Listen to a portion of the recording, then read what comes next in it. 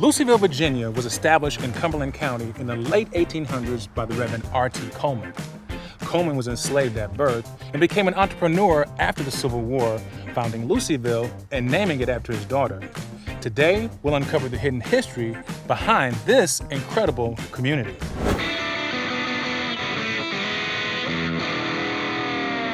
The main driving force behind Lucyville was Coleman's mineral water business. This endeavor helped raise more than 50 frame buildings, including a post office, hotel, bank, and many other stores and shops. It's thought that there were 7 springs to draw from and was transported as far as the Midwest. Sandra Davis and Pamela Venable are great-great-granddaughters of R.T. Coleman and have learned a great deal about their ancestor. He was like an entrepreneur. He was a visionary. He was a businessman.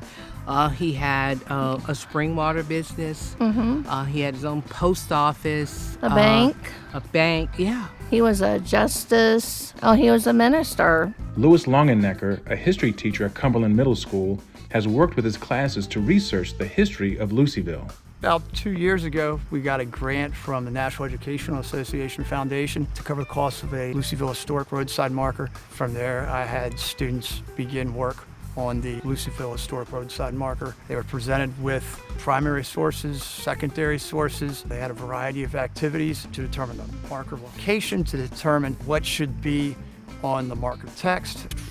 Luckily, the historic roadside marker was approved by DHR.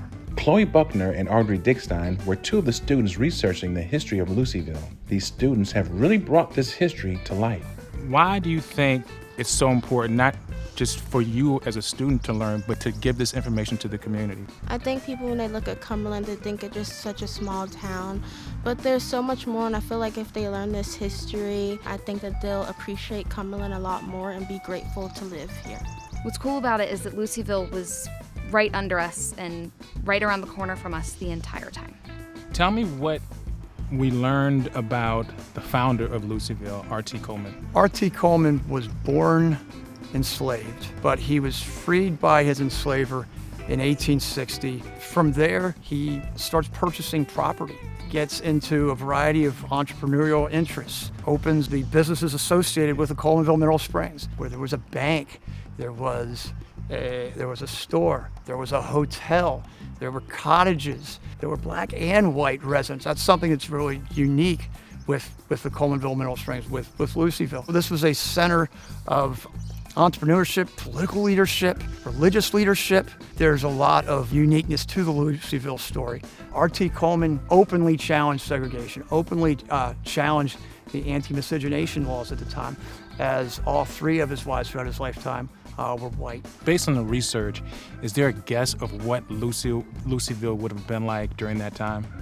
Visitors came from major cities to visit the Colemanville Mineral Springs. The water was shipped to major cities. For a little over 10 years, it was a booming resort. We can't talk about the success of Lucyville without talking about R.T. Coleman's sister and brother-in-law, Mary Coleman Dungy and Shed Dungy. They contributed a great deal to Lucyville and the community overall. R.T. Coleman's brother-in-law, Shed Dungy, what was uncovered during the research about him? He was born enslaved, roughly 4 miles away from this location at Oak Hill Plantation. He remained on Oak Hill Plantation till the end of the Civil War. One of the first things that he did with freedom was to go to a freedmen's school nearby. He would be elected to the House of Delegates in 1879. Essex Finney Jr. is a descendant of Shed Dungy and tells us more about the family and Lucyville.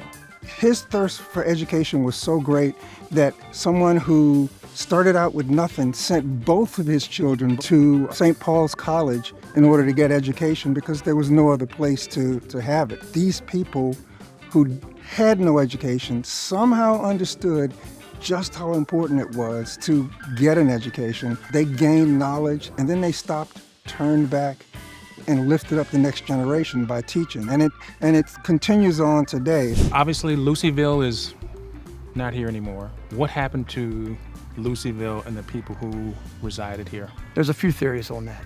One theory is there was some mismanagement towards the end of R.T. Coleman's life. There's an oral history that alluded to that might be a possibility. There's also a belief that the water table dropped and it's hard to have a mineral springs resort if there's less water. There's also national trends that were occurring. We've got urbanization right around the turn of the century, and a little after that, we have the Great Migration, and people go to where the opportunities are. What's the legacy of Lucyville, and what have we learned about this? What sticks out the most is the importance of education. A majority of the people living in Cumberland County in 1860 could not legally get an education, could not go to school. We see Shed Dungy, even though he himself could not get an education as an enslaved person, legislatively, he makes schools happen. He voted in favor of establishing Virginia State, a school that several of his descendants went to. Although it's uncertain what happened to the Lucyville community, we know that they were ahead of their time. We thank the residents and students of Cumberland for reclaiming this history, making sure that it's never hidden again.